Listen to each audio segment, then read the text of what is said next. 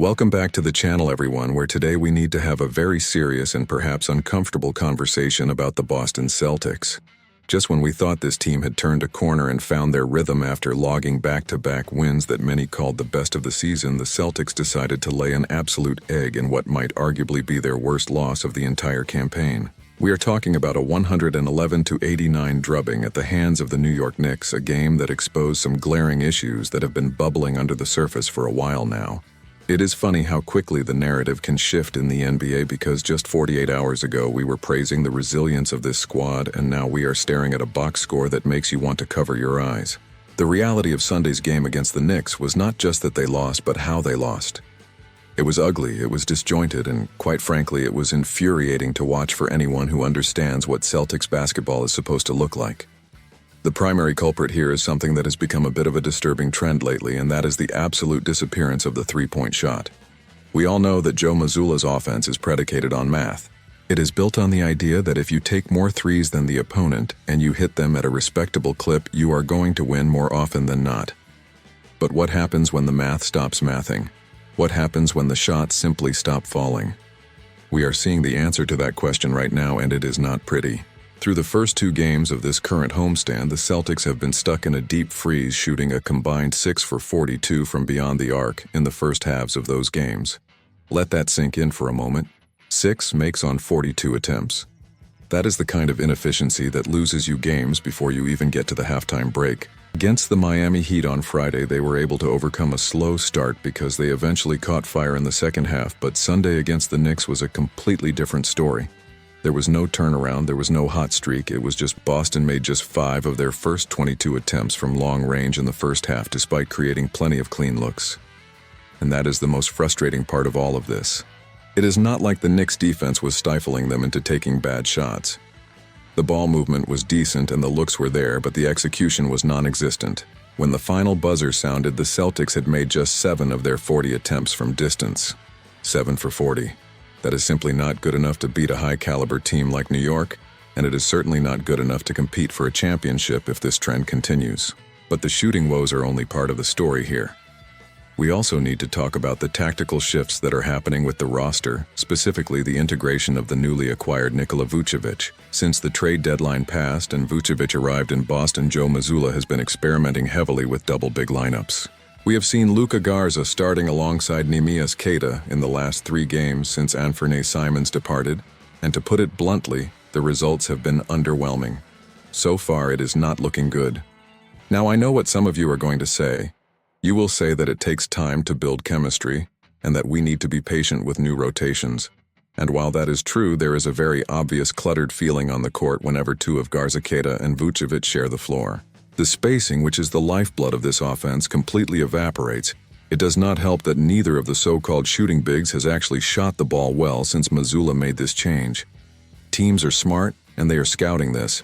Opposing defenses have shown absolutely no fear in helping off of Vucevic or Garza. They are daring them to shoot and cluttering the paint, which makes it impossible for the guards to drive and kick. Until those bigs can prove that they are a legitimate threat from the outside, this double big experiment is going to continue to look clunky and ineffective. The sample size is small at just 2 or 3 games, so we cannot say definitively that it will never work, but right now it is hard to watch. The hope is that the upcoming All-Star break will give the coaching staff and the players some much-needed time to get on the same page and figure out the spacing issues, because right now, the offense looks stuck in the mud. However, amidst all this doom and gloom, there was one shining light in the darkness of this loss, and his name is Baylor Scheierman. If there is one reason to rewatch this game, it is to appreciate the absolute hustle and heart that Scheierman displayed. While the rest of the team struggled to create any momentum and seemed to lack energy, Scheierman was out there fighting for every single possession. He gave a tremendous effort on both ends of the floor, but specifically on the glass. He is proving to be a legitimate boardman. By the end of the first half alone, the second-year player had already ripped down 9 rebounds, which is absurd for a guy at his position. But it was not just the rebounding. It was his defensive versatility that really stood out. We saw him guarding Jalen Brunson on the perimeter, and then switching onto Karl Anthony Towns in the post, and he held his own against both of them. He stuck with his man, he contested shots without fouling, and he brought a level of physicality that was sorely missing from the rest of the lineup. Shireman finished the day with a double logging 10 points, 13 rebounds, and 5 assists. That stat line speaks volumes about his development and his importance to this team moving forward. He is doing the little things that contribute to winning even when the shots aren't falling for the team. So where does this leave us?